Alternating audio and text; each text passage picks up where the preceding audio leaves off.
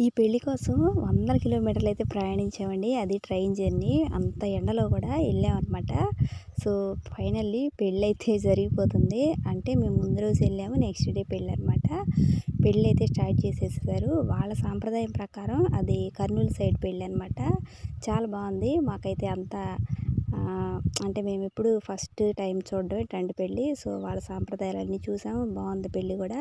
So, ఇప్పుడు తాళిబొట్టు కట్టే సమయంలో పెళ్ళికొడుకు ఒక 5 రౌండ్‌లయితే వేసి అందరికీ తాళిబొట్టు చూపిస్తా ఒక 5 రౌండ్‌లయితే వేయించారు.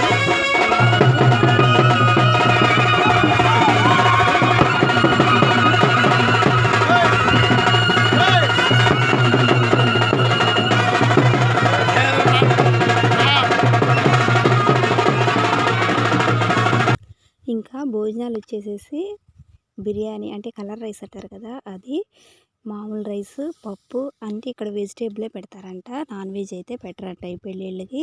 సో, ఇదొచ్చేసి కర్నూలు సైడ్ పెళ్ళనమాట. చాలా కొత్తగా మాకైతే కొత్తగా అనిపించింది. బావుంది పెళ్ళి గూడా. సో, ఎవరు ట్రెడిషన్ ప్రకారం వాళ్ళు చేస్తారు గదా! సో, ఇప్పుడొచ్చేసి భోజనాలైతే ఇవి పెట్టారు. అంతా గూడా చాలా బావుంది. ఫైనల్‌గా పెళ్ళైపోయింది. మేము మళ్ళా రిటర్న్ అయితే ఇంకా టికెట్ బుక్ చేసుకొని బయలుదేరామనమాట.